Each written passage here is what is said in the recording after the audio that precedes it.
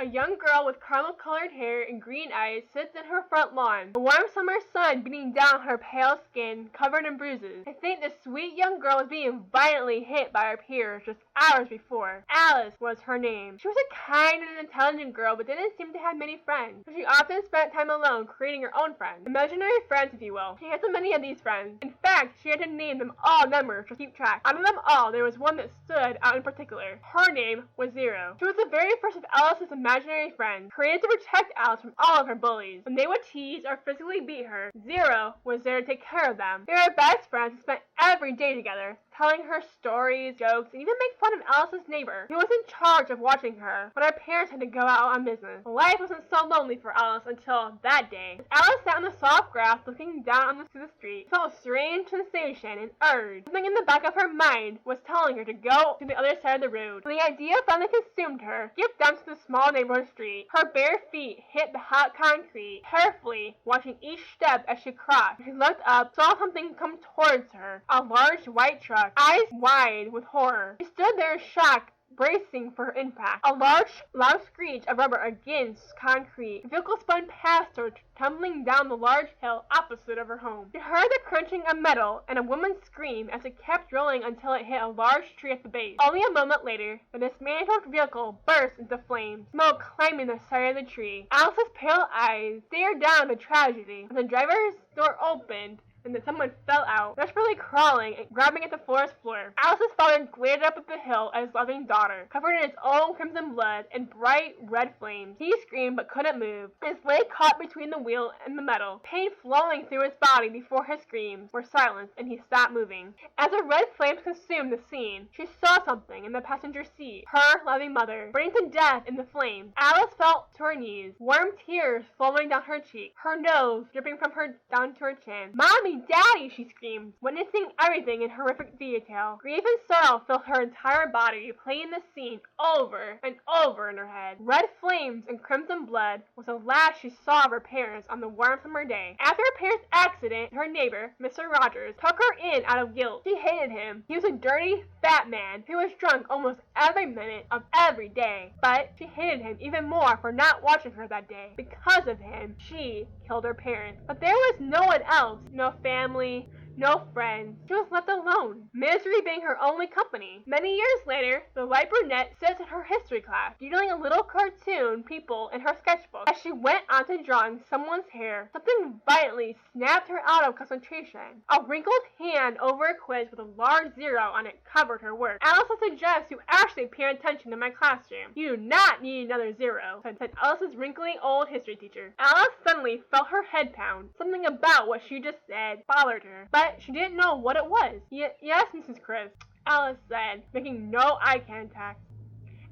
As she sat in class, pretending to know what was going on, but her head continued to ache more and more until she felt like she was going to be sick. She asked to be excused and quickly ran to the restroom. Alice splashed cold water into her burning face, looking up into the mirror, but jumped back, heart pounding, when she saw her reflection. She swore she saw herself blink. A few hours later, she sits in her art class, watching her classmates work on their project. While doing so, her hand slips and she cuts her hand pretty deeply with a razor blade. Red liquid spilling out on her work, but she felt nothing. Before she knew it, the teacher was staring at her, eyes wide, and rushed her to the nurse. When she returned, she hid her face and walked back to her seat, but she froze before she sat down. Red circles completely covered her work and desk. The whole situation made her shake as soon as the bell rung, but she ran out into the hall. Before she left campus, she was greeted by a familiar smile. "Hello, Alice, and welcome to Wonderland," a short blonde girl with brown eyes said, throwing her arms up, gesturing to the entire street as if to be a surprise. "Can you not, Anne?" Alice said, slightly annoyed. "Come on, lighten up. Anyways, gonna do that homework?" Anne said, resting her hands behind her head, catching snowflakes with her small pink tongue. "You'll have to do your own work eventually, you know. I'm not gonna be here forever." "Yes, you are, because I'm not gonna let you leave," Anne said, throwing her arm around Alice's shoulder as they walked down the cold winter road. As they continued to walk, joking and gossiping to each other, they finally reached Anne's home. They said their goodbyes, and Alice reluctantly walked into the forest. She loved it,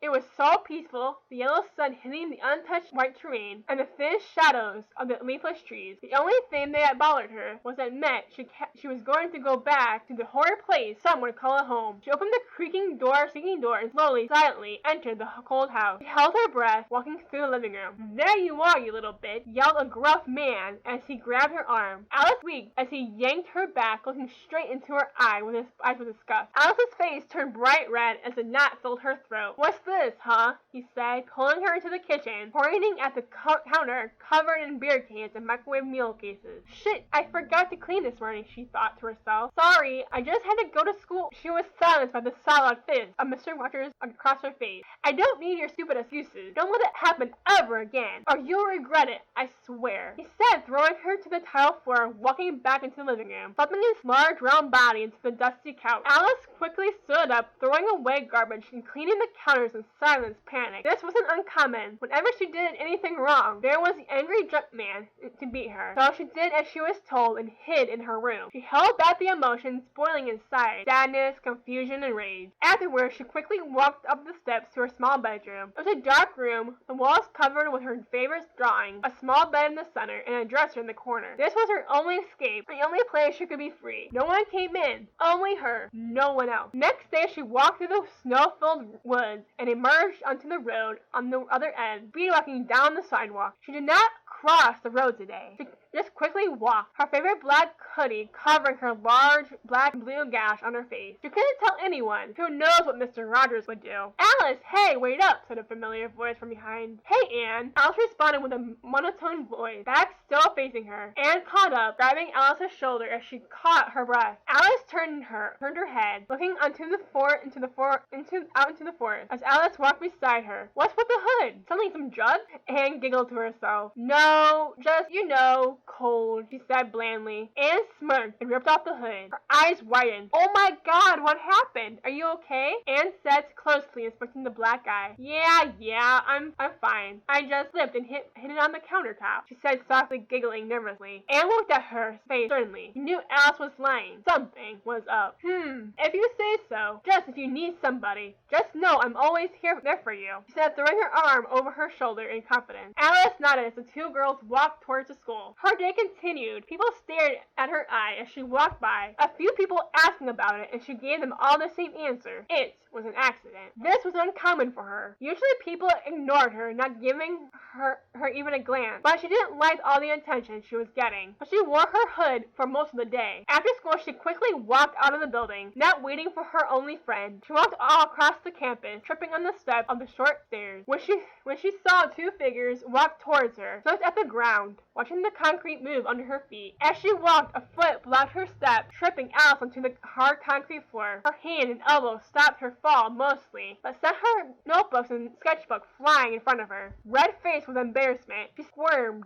onto her knees, grabbing her books in a panic. Laughing burst everywhere around her, her face turning into a deep red. Sure, now people notice me, she thought to herself. As she grabbed her last notebook, she felt something hit the back of her head. Brown liquid jumped in every direction, chocolate milk dripping off her bangs and onto her face. She froze. Something tugged at the back of her mind. She never felt her blood boil with rage until she just snapped. Dropping everything, she got up, spun around, and ran towards one of the figures that had tripped her. The tall boy's eyes opened in shock as Alice's face hit him in the gut, reaching up into his ribcage. He fell back wheezing, coughing up blood. As he sat on the concrete, hugging his stomach, her knee rammed into the side of his head. He coughed out more crimson when Alice grabbed his leg and with her foot broke it. A loud crack echoed against the brick walls of the school. She went for his arm when she saw the second figure run towards her. She dodged his punch, slamming her elbow into his, sending his body towards the concrete. The shorter boy quickly spun around. Alice sitting atop his stomach, punching his